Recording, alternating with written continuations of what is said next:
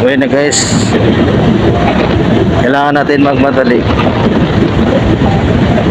Ay nako, alam mo kasi pag ganitong biyahe, sarap ano.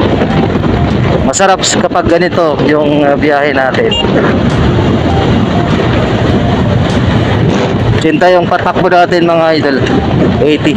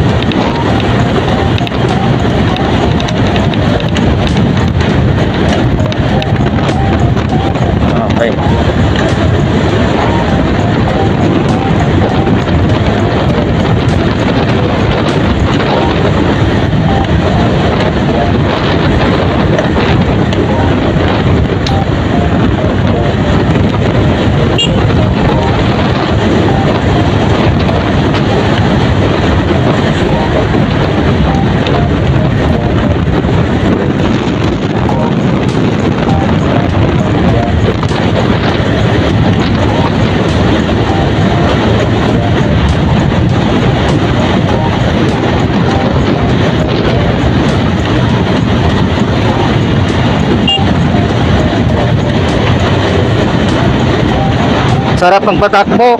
Dapat guys, kapag magmadali tayo, pwede naman tayo malakas magpatakbo. 99 yung takbo ng motor natin. Dito, pag mga ganito cruising, dahan-dahan lang tayo. Kasi nakakatakot din mga idol ano. Okay, nandito na tayo sa Ilisan. Daming mga estudyante dito guys. Ganito yung sitwasyon, maraming mga estudyante na dumadaan. Dapat dobling ingat tayo guys. Kasi di natin alam yung disgrasya kasi. Tao lang tayo, nagkakamali, di ba? So careful lang tayo sa lahat ng mga ginagawa natin. Tulad ng mga ganito, pag-ride natin. Mga estudyante, hindi na importante kung mabagal man yung takbo natin. Ang mahalaga, dahan-dahan tayo. Ang mahalaga, safety at nakakarating tayo ng maayos. Ayun, try natin habulin yung ano.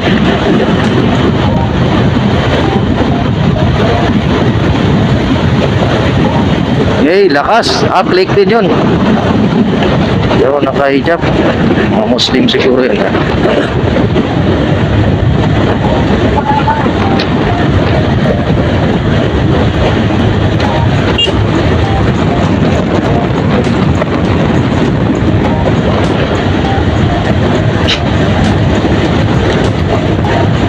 Guys, iwanan natin.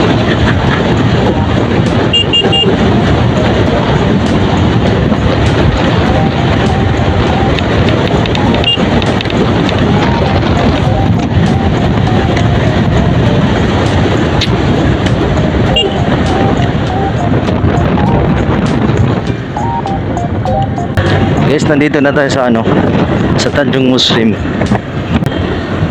Okay, so ngayon ito guys, kailangan natin magpadali kasi pa may gagawin pa tayo sa bahay.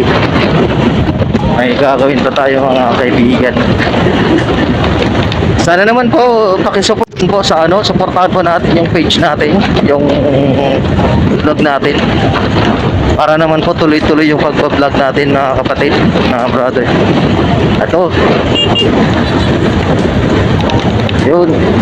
Ano yun ah? Yes. Abi oh. Lakas.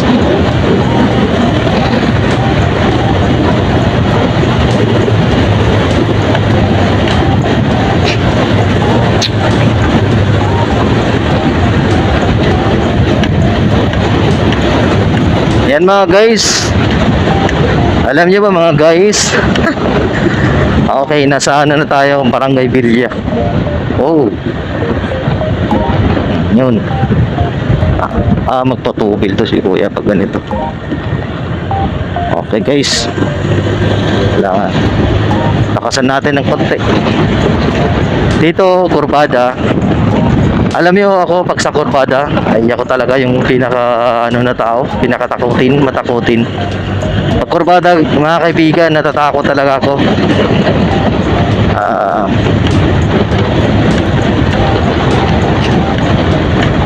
Kasi ano Roma tayo galing. Dati nung pumunta ako ng Zamboanga, first time ko na ito. First time ko na dala.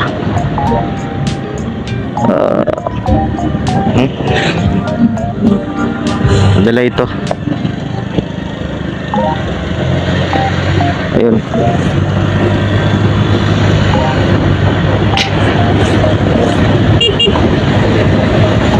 O yun nga mga kaibigan, first time ko na pagkuha ko sa sa M-Core itong motor, tapos dala agad punta ng Zamboanga.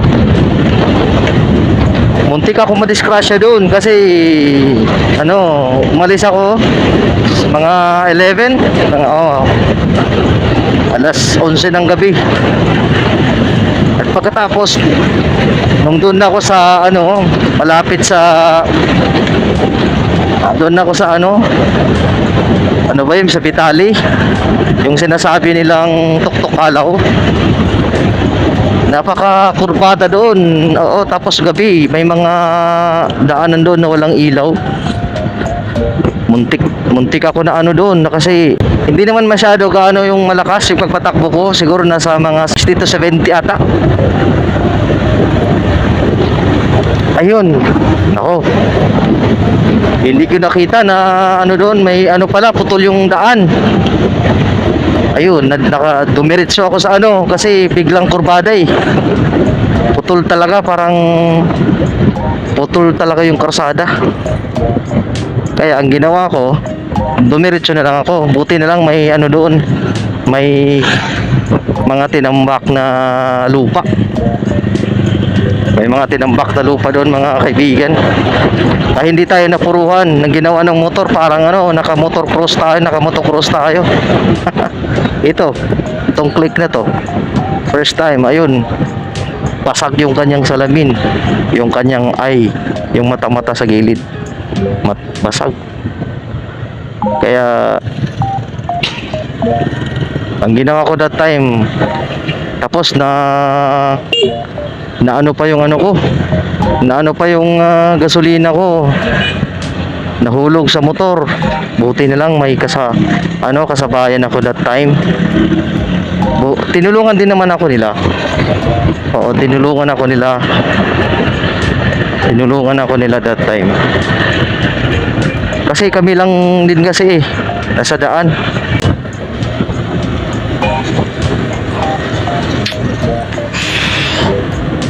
Buti na lang natulungan tayo. Pero talaga malala kasi disgrasya disgrasya mga kaibigan.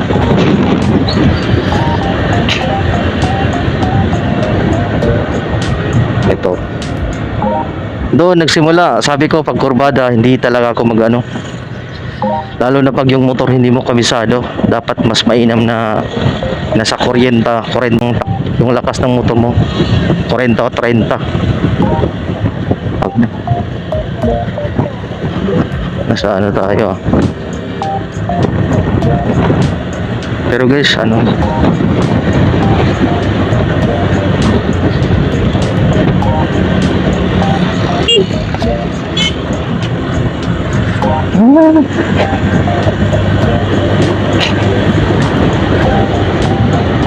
ay ito mga kaibigan, tayo dito.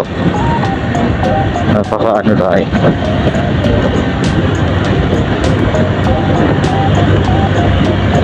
Dito na tayo sa sa area as usual. Ito lang naman yung natin mga guys. Okay, so awis kuya magpatakbo